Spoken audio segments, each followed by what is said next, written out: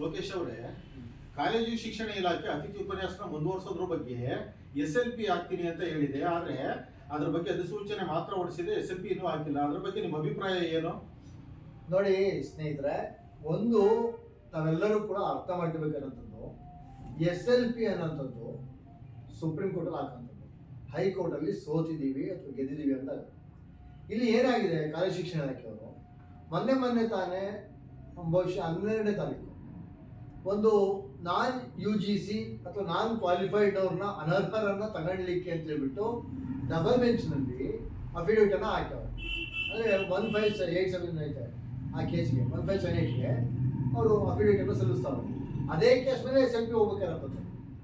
ಇಲ್ಲಿ ನಾವು ಗಮನಿಸ್ಬೇಕಾದಂಥದ್ದು ಎರಡು ವಿಚಾರ. SLP ಹೋಗಂಗಿದ್ರೆ ಅಫಿಡವಿಟ್ ಹಾಕೋದು ಬೇಕಾಗಿಲ್ಲ, ಅಫಿಡವಿಟ್ ಹೋಗಂಗಿದ್ರೆ SLP ಹಾಕೋದು ಬರಲ್ಲ. ಸೊ ಇಲ್ಲಿ ಮಂತ್ರಿಗಳಿರ್ಬೋದು, ಮುಖ್ಯಮಂತ್ರಿಗಳಿರ್ಬೋದು, ಅಥವಾ ಕಾನೂನು ಸಚಿವರು, ಆಯುಕ್ತರು ಇವ್ರು ಯಾರೆಲ್ಲ ಹೇಳಿಕೆ ಕೊಡ್ತಾವ್ರೆ ಅವ್ರುಗಳು ಬಕ್ರ ಮಾಡ್ತಾವ್ರೆ ಅತಿಥಿ ಉಪನ್ಯಾಸಕರನ್ನ. ಯಾಕಪ್ಪ ಅಂದ್ರೆ ಇಲ್ಲಿ SLP ಹಾಕಿದೀನಿ ಒಂದು ರಿಸಲ್ಟ್ ಬರ್ತದೆ ಕಾಯಿರಿ. ನೋಡಿ, ಡಬಲ್ ಬೆಂಚಿಗೆ ಸಿಂಗಲ್ ಬೆಂಚಿಂದ ಕೇಸನ್ನು ಹಾಕೊಂಡಾಗ ಅದ್ರ ತೀರ್ಪು ಬರೋವರೆಗೂ ಯಾರನ್ನೂ ಕೈ ಬಿಡಲ್ಲ ಅಂತ ಮುಂದುವರಿಕೆ ಮಾಡಿದ್ರು.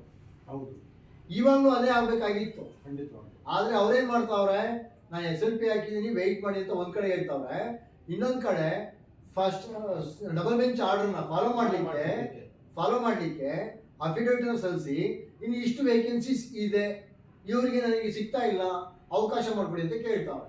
ಅಲ್ಲಿಗೆ ಅದೇನ್ ಹೇಳ್ತಾ ಇದೆ ಅಂದ್ರೆ, ಡಬಲ್ ಬೆಂಚ್ ಆರ್ಡರ್ನ ನಾನು ಫಾಲೋ ಮಾಡ್ತಾ ಇದ್ದೀನಿ ಅನ್ನೋದನ್ನ ಡಬಲ್ ಬೆಂಚ್ ಮುಂದೆ ಹೇಳ್ತಾವ್ರೆ ಅಂತ. ಅಂದ್ರೆ ಅವರು ನಮ್ಮ ಬಗ್ಗೆ SLP ನ ಹಾಕೋದಿಕ್ಕೆ ಹೋಗಿಲ್ಲ, ಕೇವಲ ಅವ್ರಿಗೆ ಬೇಕಾಗಿರ್ತಕ್ಕಂಥ ಉಪನ್ಯಾಸಗಳು ಮಾತ್ರ.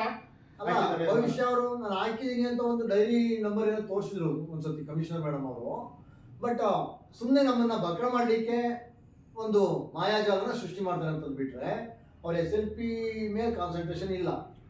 ಹಂಗಿತ್ತು ಅಂದಿದ್ರೆ ಈಗ ಇರ್ತಕ್ಕಂಥ ಯಾರನ್ನೋ ಕೈ ಬಿಡೋ ಅವಶ್ಯಕತೆ ಬರ್ತಿರ್ಲೇ ಇಲ್ಲ. ಖಂಡಿತವಾಗ್ಲೂ.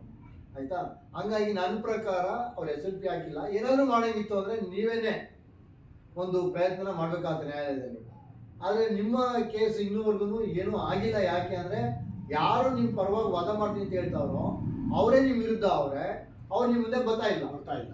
ಇದು ಸಮಸ್ಯೆ. ಸರ್ಕಾರಿ ವಕೀಲರು ಇವತ್ತೇನು ಡಬಲ್ ಬೆಂಚ್ ಹೋಗಿ ಅಫಿಡವಿಟ್ ಹಾಕಿದಾರಲ್ಲ, ಅವ್ರು ನಿಮ್ಮ ಕೇಸ್ನ ಪರವಾಗಿದ್ದೀನಿ ಅಂತ ಹೇಳ್ತಾರೆ.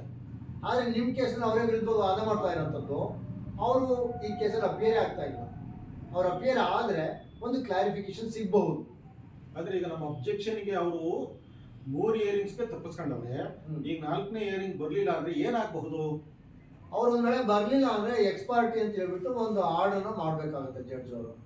ಇಲ್ಲ ಫೈನಲ್ ಇದಿಷ್ಟೇ ಅಂತ ಹೇಳಿ ಆಲ್ರೆಡಿ ಮೊನ್ನೆ ನೋಡಿದ್ವಿ, ವಿಡಿಯೋದಲ್ಲಿ ನೋಡಿರ್ತೀನಿ, ನೀವು ಕ್ಲಿಯರ್ ಆಗಿ ಹೇಳೋರೆ AG ಅವರು ಅಪಿಯರ್ ಆಗಿಲ್ಲ, ಅಡಿಷನಲ್ ಅಡ್ವೊಕೇಟ್ ಜನರಲ್ ಅಪಿಯರ್ ಆಗಿಲ್ಲ ಅಂತ ಹೇಳಿದ್ರೆ ನಾನು ಡೈರೆಕ್ಟ್ ಆಗಿ ಆರ್ಡರ್ ಹೋಗ್ತೀನಿ ಅಂತ ಹೇಳೋರು, ಫೈನಲ್ ಮಾಡ್ತೀನಿ ಅಂತ ಹೇಳೋರು. ಅವ್ರೊಂದ್ ವೇಳೆ ಫೈನಲ್ ಮಾಡಿದ್ರೆ ಆಗ್ಬೋದು, ಪರವಾಗಿ ಆಗುತ್ತೆ ಅಂತ. ನಿಮ್ ಪರವಾಗಿ ಅಂತ ಹೇಳಿ ಬರಲ್ಲ. ಜಡ್ಜ್ ಅವ್ರ ಜೊತೆ ನೀವು ಆರ್ಗ್ಯುಮೆಂಟ್ ಮಾಡ್ಬೇಕಾಗತ್ತೆ. ಜಡ್ಜ್ ಅವರು ಅದನ್ನ ಯಾವ ರೀತಿಯಾಗಿ ತಗೊಂತಾರೆ, ರಿಸೀವ್ ಮಾಡ್ತಾರೆ. ನಿಮ್ ಪರವಾಗಿ ನ್ಯಾಯ ಇದ್ರೆ ನಿಮಗೆ ನ್ಯಾಯ ಕೊಡ್ಬೋದು, ಇರ್ಲಿಲ್ಲ ಅಂತ ಹೇಳಿದ್ರೆ ನೆಕ್ಸ್ಟ್ ಬೆಂಚ್ ನೀವು ಅಪೀಲ್ ಹೋಗಿ ಅಂತ ನಿಮ್ಗೆ ಒಂದು ಆರ್ಡರ್ ಬರೀಬಹುದು. ಓಕೆ.